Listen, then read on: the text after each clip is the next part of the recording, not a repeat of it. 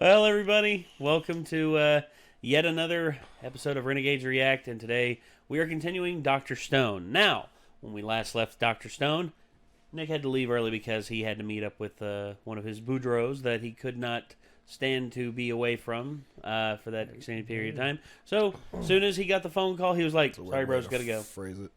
Yeah, sorry. More like dude never shows up, so he actually showed up, so I kind of had to go hang out with yeah, him. I'm kind of like that too. When certain people message me, it's like, oh my god, they're actually here. Hang on, yeah. Let's go. Wait a minute. Whee! Are you serious? Like you actually showed up? Pretty much. Yeah, yeah. That's how it goes, man.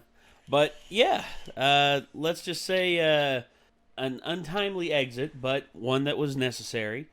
And yeah, dude. Glad we're able to get back to this. I'm glad we're able to do this. Now, reason why we're doing it right now is because they're going to be playing a little bit of a game a little bit later, and we got some time to kill while it's downloading. So might do a couple of these just to get it done.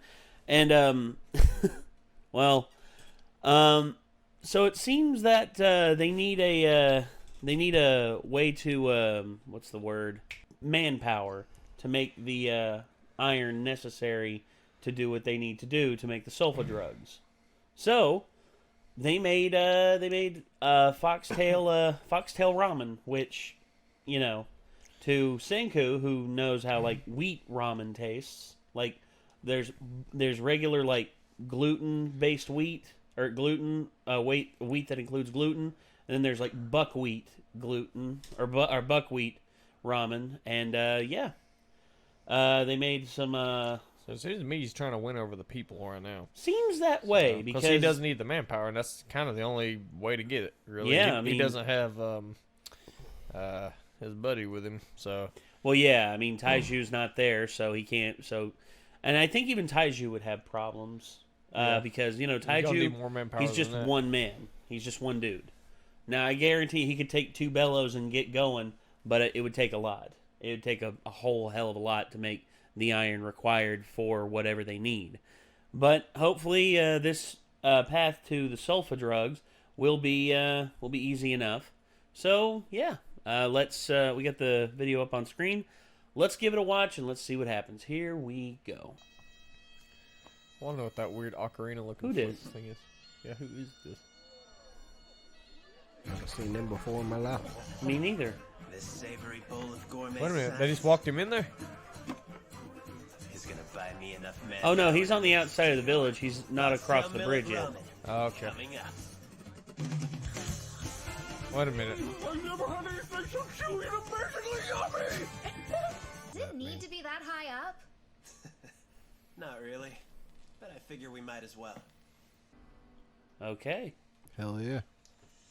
Nice. So there you go. I mean, power, electricity. Now if he pushes on from there, man, they'll be able to make all kinds of good Oh, if they shit. had Terry Crews there, they'd have infinite power. They just had to have him scream all the time, and like all the light bulbs would like explode. Unlimited power. Yeah. But that's you see, modern commodities like what we have here, electricity, indoor plumbing, friggin' Everything. Yeah, everything. Yeah. You know, this house is a commodity of like modern like. Like, I'm not gonna say like Even your grass seeds are genetically modified. huh? Even your grass seeds are genetically modified. Yeah. I mean, the thing is, I mean, everything that we take for granted. I mean, you got to think modern like without it. Would we be able to succeed as much, or would we even be able to?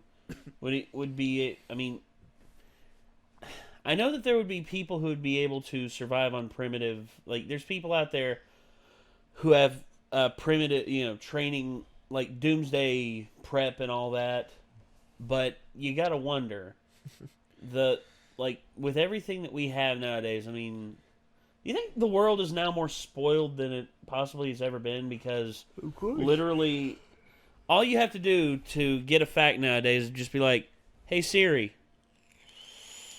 Yeah, that's a good question. how far is the sun from the Earth?"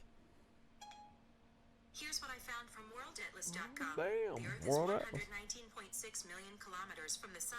Now, in a primitive era like this, you wouldn't have any concept of what the Earth is, what concept of the sun is, what the concept of distance is, what the concept of time is, what the concept of space, stars, anything. The only thing that you would know is that you as a human being you exist, you're aware of your existence and the existence of others around you, but that's it. Like, you wouldn't even be aware of, like, you wouldn't even have, like, self-awareness of, that's a weird thing.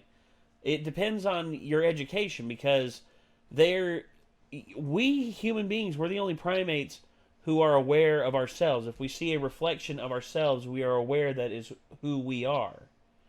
Whereas there's been only one recorded example of a primate seeing a reflection of themselves and realizing that the reflection is themselves. And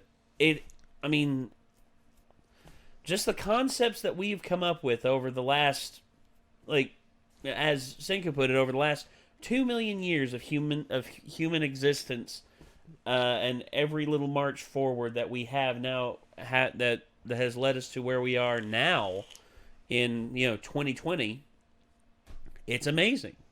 It truly is amazing.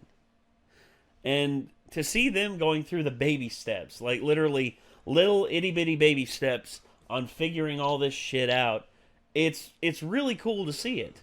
It's really cool to see how Senku and Chrome, who is a naturally inquisitive and curious person, all of a sudden getting a crash course and stuff, and him understanding it because he's open to the concepts of stuff.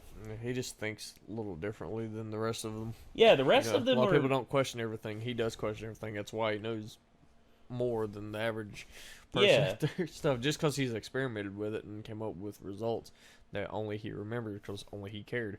Yeah, and of course everyone else out there for the most part is brick and mortar, like all the villagers and everything. They're very much brick and mortar.